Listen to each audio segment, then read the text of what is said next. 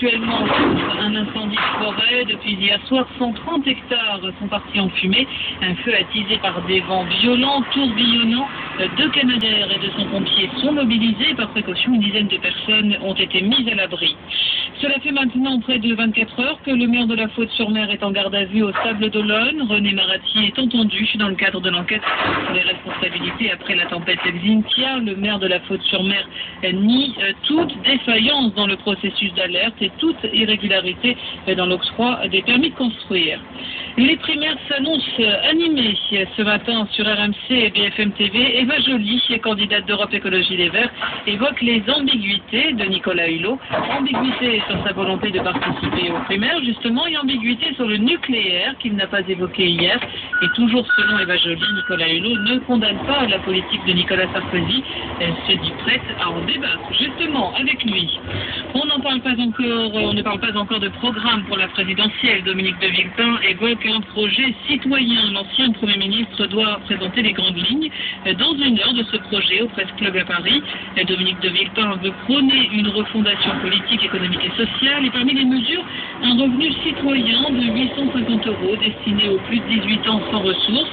Une autre mesure, c'est le vote obligatoire et l'impôt sur le revenu pour tous, même un impôt symbolique. Raymond Domenech face à la Fédération française de football. Le face-à-face a débuté il y a 1 heure au tribunal des prud'hommes. L'ancien sélectionneur de l'équipe de France conteste son licenciement et réclame 2 900 000 €. La fédération ne compte pas céder et propose entre 20 et 30 000 €. La bourse de Paris, on retrouve Antoine Arrêt-Baudry. Bonjour Antoine. Bonjour Véronique. Eh bien dites-nous, cela n'aura donc pas duré longtemps, le CAC qui est repassé sous les 4 000. Eh oui, on est au 49%, 3986 points, ce qui prouve que le revient était essentiellement technique. Les inquiétudes reprennent un petit peu le dessus, surtout sur la dette souveraine portugaise. On sait que le pays est vraiment bloqué dans son budget. Il a demandé l'aide de l'Union européenne. Et du côté de la dette obligataire portugaise, les taux commencent à flamber.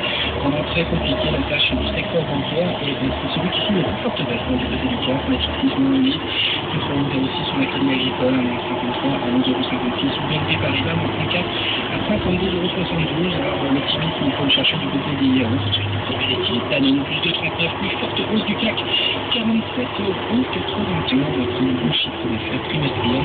Visiblement, le groupe n'a pas de problème pour répercuter sur les prix finaux le coût des matières premières qui lui continue de flamber. Moins 0,47% pour le CAC 43 987 points et l'euro $45 pile. RMC, il est 10h03, vous retrouvez les grandes gages. Les RMC sont au 32 16. Tout de suite sur RMC.